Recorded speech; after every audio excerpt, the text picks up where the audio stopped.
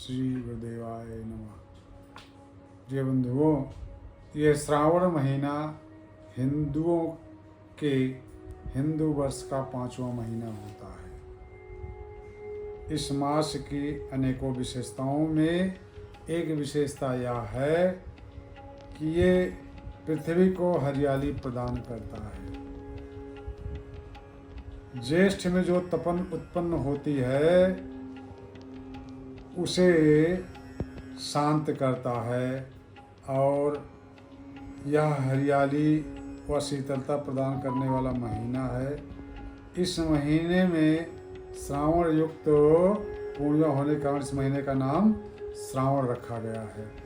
जिस महीने के अंतिम दिन जो नक्षत्र होता है उसी नक्षत्र के नाम से उस महीने का नाम रखा जाता है। जैसे कि इस महीने की पूर्णिमा को श्रवण नक्षत्र होगा, इसलिए इसका नाम श्रावण रखा गया है। इस महीने की और अन्य विशेषताएं यह हैं कि इसी महीने में ही समुद्र मंथन हुआ था। जब राक्षसों ने देवताओं पर विजय प्राप्त कर लिया था, राक्षस लोग अत्याचार मचाए हुए थे, देवता भयभीत थे, पराक्रम सब हार चुके थे। तब वो भगवान ब्रह्मा की शरण में गए। ब्रह्मा ने विष्णु को बताया और शिव जी के माध्यम से समुद्र मंथन हुआ और उस समुद्र मंथन में अनेक रत्न निकले, कामधेनु गाय, उच्चैश्वर घोड़ा और हाथी, ऐरावत हाथी, इसे सब लोगों ने बांट लिया। अंत में हलाहल विष निकला। उस विष को कोई लेने को तैयार न हुआ, जिससे कि प्रकृति का आवागमन रुक गया। तब भगवान भोले शंकर ने उस विष को पी लिया। लेकिन पीने के बाद भगवान ने सोचा कि मेरे अंदर हृदय में तो श्री राम बैठे हुए हैं, यदि मैं अंदर ले जाऊंगा तो मेरे प्रभु को कष्ट होगा और इसको बाहर निकालना भी ठीक नहीं है, इसलिए उसको गले में ही रोके रखा। गले में रोके रखने के कारण एक नाम उनका नीलकंठ पड़ गया।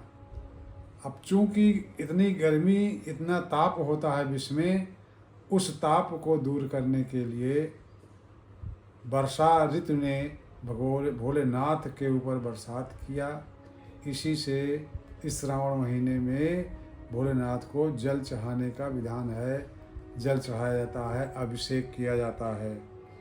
कूर्म पुराण में यह कहा गया है कि यथा नारायण श्रेष्ठो देवानां पुरुषोत्तमः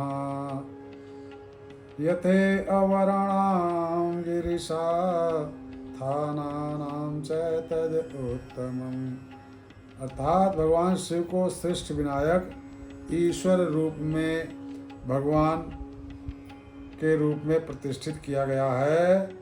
जिस प्रकार देवताओं में नारायण श्रेष्ठ हैं, उसी प्रकार ईश्वर के श्रेणी में श्री शिव श्रेष्ठ हैं। दूसरी मान्यता है स्कंद पुराण के अनुसार सतयुगी देव ब्रह्म भये, त्रेता में सूर्य भगवान, द्वापर देव विष्णु भये, कल युग में शिव भगवान।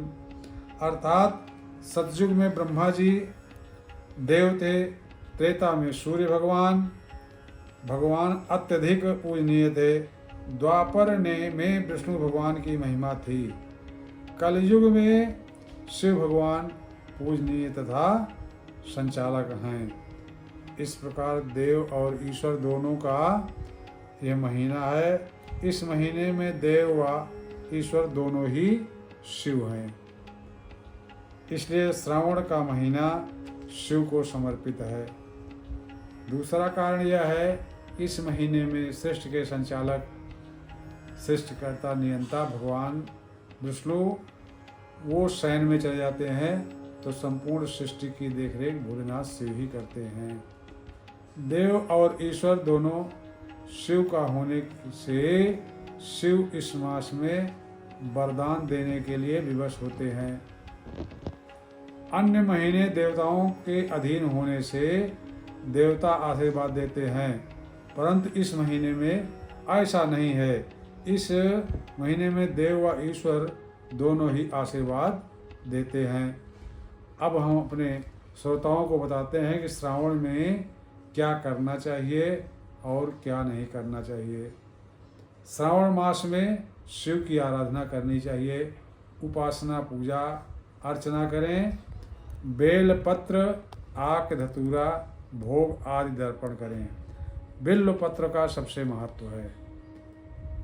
तमाम फूलों केतकी, कंदैल, केवड़ा, यह सब फूलों से ज़्यादा बिल्व पत्र का महत्व है और समी फूल का महत्व है। पूरे श्रावण मास में शिव पूजन, व्रत उपवास रखने तथा रुद्राभिषेक करने का भी विधान है। सोमवार का व्रत विशेष फलदायी है।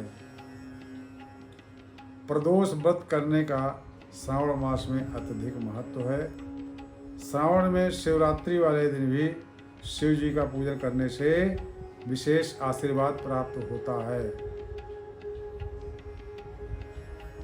श्रावण मास में पवित्र शिवलिंग सहित पंचायतन शिव जी के परिवार को नंदी, स्वर, नाग देवता, गणेश जी, कार्तिकेय जी, माँ गौरी, इन पंचायतन का पूजन करना चाहिए। सबका रुद्राभिषेक करना चाहिए, इससे अधिक फल प्राप्त होता है।